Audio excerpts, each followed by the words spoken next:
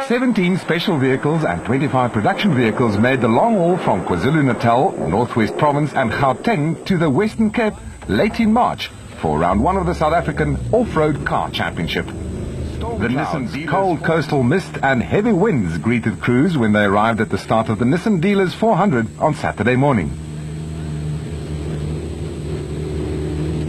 We've come down from Natal because we feel that this event needs to be supported.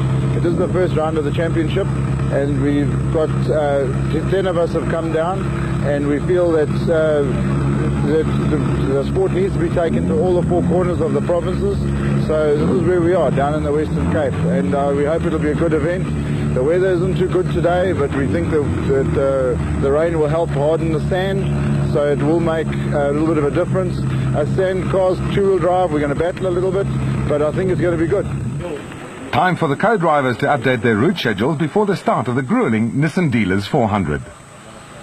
Today the weather's perfect for us. I mean, we've had rain last night and there's a bit of wind, so hopefully there won't be too much dust on the track, and it should work to our benefit.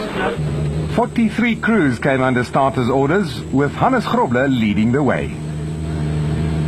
Well, we want to try and win the championship again.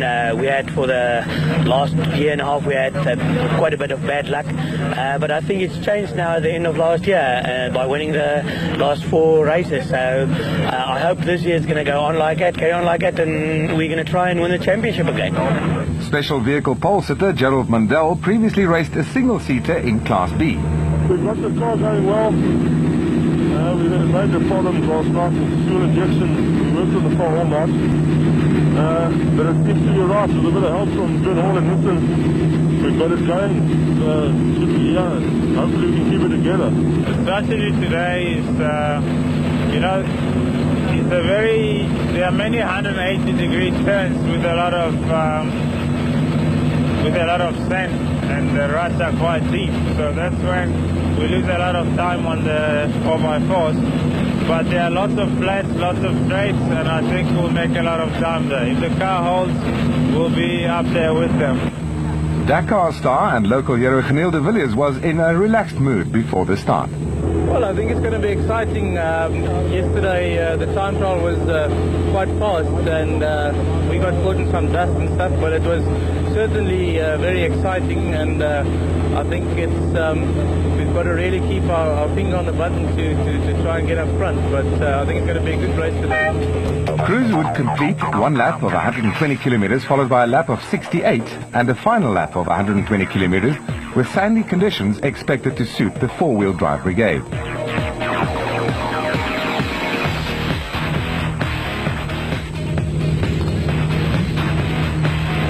Clerk of the course, Pete Swanepoel, and CPMCC officials prepared for the start of the Nissan Dealers 400, with Hannes Grobler and Richard Leek first away.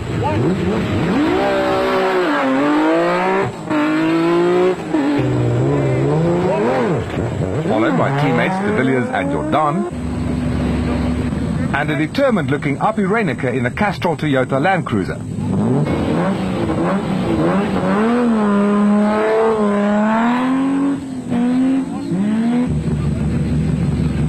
Makhegenene and Stangel inherited first place when Mandel's bats picked up problems on the start line, as Haasbroek and Skippers led the way the Class D field in their Castrol Toyota Land Cruiser. Hein Grobler and Gerard Prinsloo were next away in the GBS Nissan Hardbody, while Mandel was trying to squeeze his way back into the queue after picking up problems on the start line.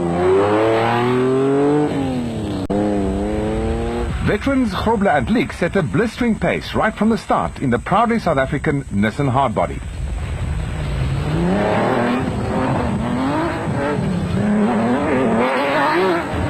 Grobler last won the championship in a Nissan Safari in 1986. Teammate Geneel de Villiers won the production vehicle championship in 2002 in only his second year of off-road competition.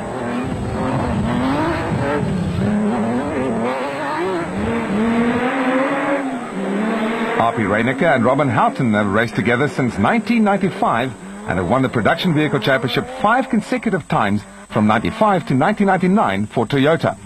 Reinecke has won the Production Vehicle Drivers' Championship a record 9 times.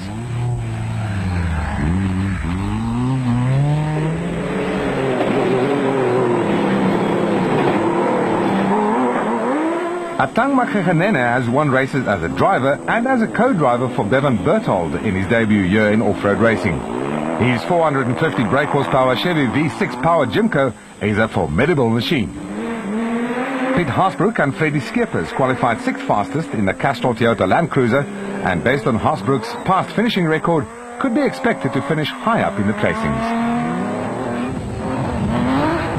Grobler and Prinsloo were the team to beat in Class D in years gone by, but had a dismal season last year. They were hell-bent on getting back into the winner's circle in the GBS Nissan.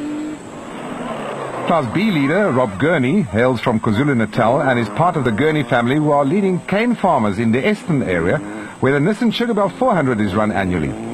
He had Andrew Birkin hot on his heels in the Wingfoot built by former circuit and off-road racer Wolf-Peter Pumpai, and literally seconds behind him were Class E leaders Manfred Schroeder and Jack Pickham in the Ford Racing Ranger.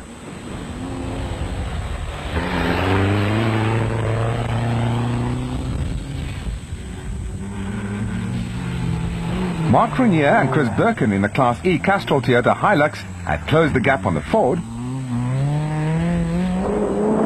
while Marius van Vuren and Chris Marie in the Alberanti Land Rover had managed to nip by the two-wheel drive O'Hagan's Koppelung Hotel Jeep, driven here by Scott Abram and co-driven by Obert Carolyn.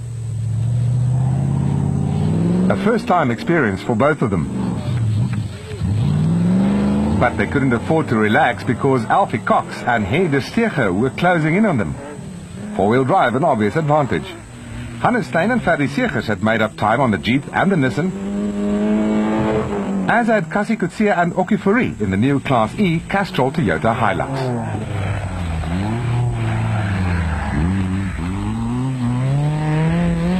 Duncan Foss and Mike Griffith had to start from 30th place after they encountered electronic problems on the proudly South African Nissan hardbody, and as the onboard camera sequence shows, they had a lot of overtaking to do, with first the Van der Merwe brothers falling victim, then Bez and Dion de Suidner.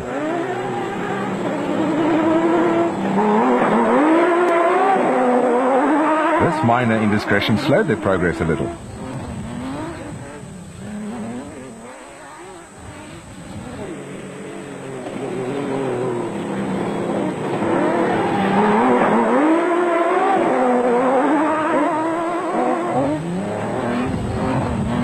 Another minor indiscretion that could have had disastrous consequences.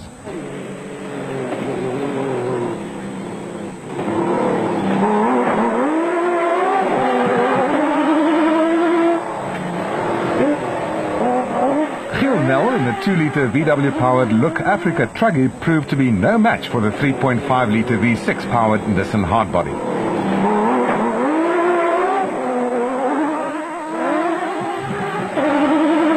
Voss made short shrift of father and son Alfred and Tommy van Vuren in the Class E Nissan hardbody, and JP and Linda Augustine in the Class D GBS Nissan hardbody also presented no problem, while Andrew Birkin politely made way for the charging production vehicle champions.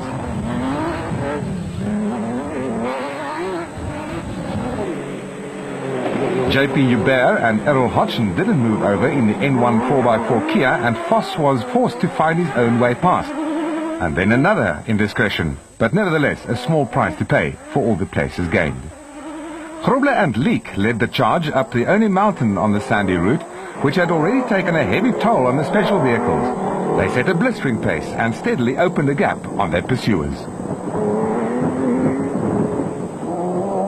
Geneel de Villiers and Francois Jordan were well placed in second, but had lost some ground to their teammates, who were now 1 minute ahead of them. On board were third-placed Reinecke and Houghton as they ploughed through the thick sand which sapped the power of their 6-cylinder Castrol Toyota Land Cruiser. The pair were now 5 minutes behind the race leaders and 4 minutes behind de Villiers.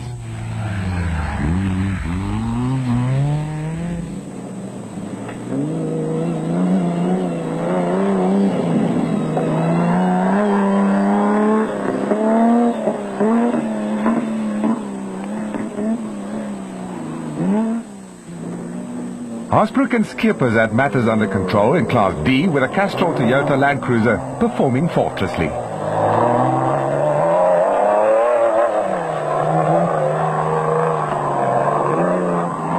2002 Barberspan 500 winner Atang Makgegenene and Mike Stangl had a comfortable lead over the rest of the special vehicle field in the SAM Racing Gymco, while Italian Rob Gurney had shown the rest of the Class B field a clean pair of heels in the Auto World JRE.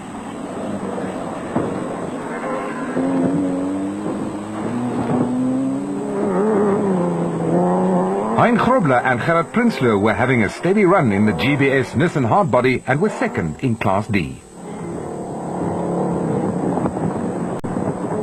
Mark Renier, who started his motorsport career at the age of 12 and raced karts from 1990 to 1996 before joining the Total Toyota Taz development team in production car racing, had got by Schroeder in the Ford and was the new Class E leader.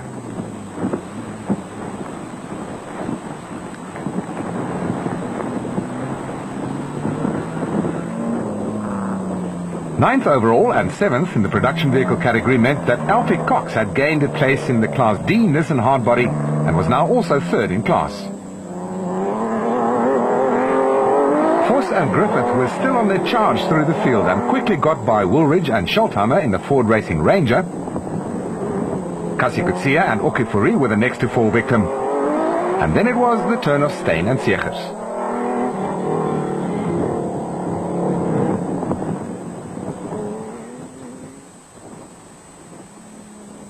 This incident almost resulted in the Nissan getting stuck in thick sand, which would have been disastrous.